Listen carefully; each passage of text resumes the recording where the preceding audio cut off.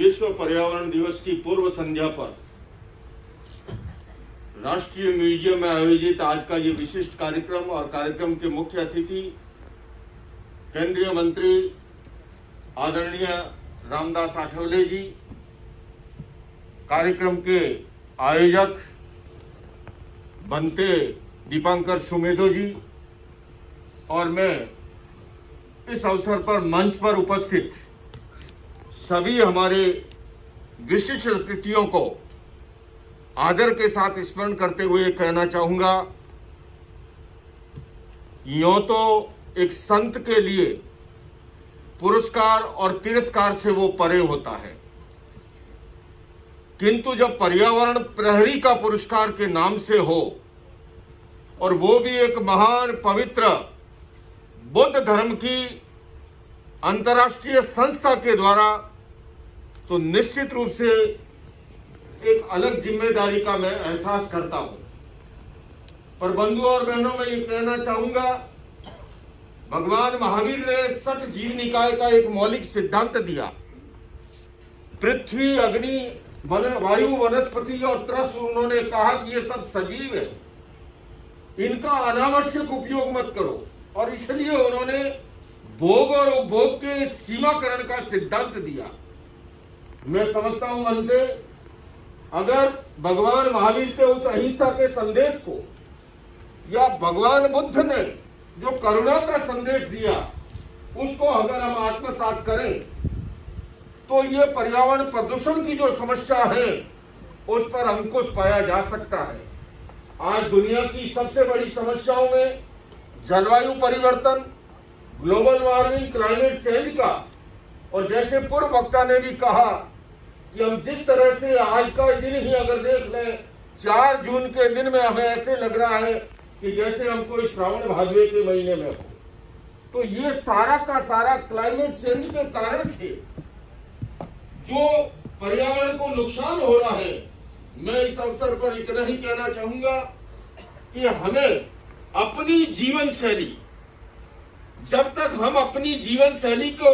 में बदलाव नहीं करेंगे, कोरोना की समस्या हमारे सामने आई और उसने सोचने को मजबूर किया, कहीं न कहीं ये मानव मस्तिष्क जिस तरह से पर्यावरण को नुकसान पहुंचा रहा है, जो हमारे मूलभूत सिद्धांत हैं स्वस्थ जीवन के, उनको उससे हट रहा है और उसी कारण से प्रकृति को भी कभी कभी जो है सबक देने का जो है उसे उपाय ढूंढना पड़ता है। मैं अधिक लंबा समय इसलिए नहीं लूंगा क्योंकि मैं जानता हूं जठराग्नि और क्रोधाग्नि का बड़ा गहरा संबंध होता है, और हमारे माननीय केंद्रीय मंत्री जी जैसा बताया, एक से एक कार्यक्रम के बाद अभी तक उन्होंने भोजन भी ग्रहण नहीं किया। मैं इतना ही कहना चाहूंगा, आइए बंधुओं, आज के दिन हम संकल्प करें कि हम अपने जीवन में, मुझे अवसर मिला है, सौभाग्य, जैसा अभी बनते ने कहा, मैंने अपने जीवन में 20,000 किलोमीटर से अधिक पद यात्रा की है पर्यावरण की जन चेतना जगाने के लिए, नशा मुक्ति के लिए, कन्या भ्रूण हत्या के खिलाफ देशव्यापी। और आज विश्व भर में मैं जाता हूं, अभी अभी मंत्री जी अमेरिका जाके आए हैं, मैं भी इसी 9 तारीख को अंतर्राष्ट्रीय योग दिवस में भाग लेने के लिए संयुक्त राष्ट्र संघ में 21 जून को अंतर्राष्ट्रीय योग दिवस, और उसमें हमारे माननीय प्रधानमंत्री जी भी इस कार्यक्रम में उपस्थित रहने वाले हैं। उन्होंने यूएन में वर्षों पहले एक प्रस्ताव दिया था कि अंतर्राष्ट्रीय योग दिवस के रूप में मनाया जाए। मुझे जीवन में ये सौभाग्य मिला है ये कहते हुए कि पहला अंतर्राष्ट्रीय योग दिवस भी मुझे यूनाइटेड नेशंस के हेडक्वार्टर से संबोधित करने का अवसर मिला था। मुझे तत्कालीन विदेश मंत्री बहन सुषमा जी लेकर के गई थी। उस मंच पर यूएन सेक्रेटरी जनरल उस समय के बान की मून और हमारे आर्ट ऑफ लिविंग के श्री रविशंकर जी उपस्थित थी। पुनः मुझे इसी 21 जून को ये सौभाग्य भी प्राप्त होगा। मैं इतना ही कहना चाहूंगा, हमारी भारत की ये महान विरासत जो है, जिसका चर्चा केंद्रीय मंत्री जी ने की ध्यान और योग के रूप में,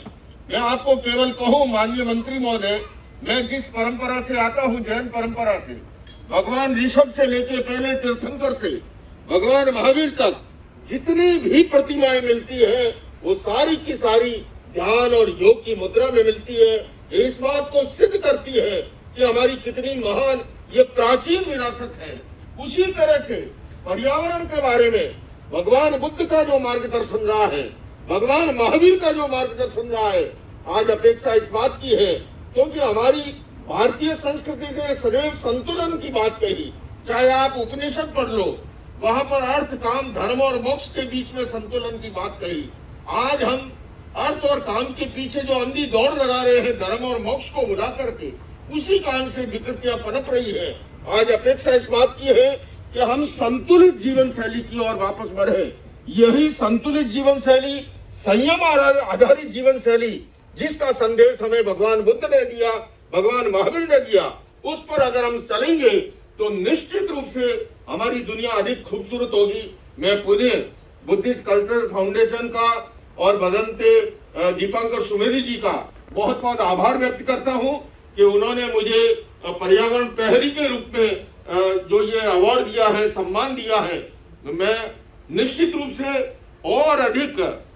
जिम्मेदारी महसूस करते हुए इस दिशा में कार्य कर सकूंगा, ऐसी मुझे प्रेरणा मिली है। और मैं पुनः ये संकल्प दोहराता हूं आपके साथ, आप और हम सब मिलकर के हमारे समाज को, दुनिया को खूबसूरत बनाने के लिए प्रयत्न करेंगे। इन्हीं शब्दों के साथ ओम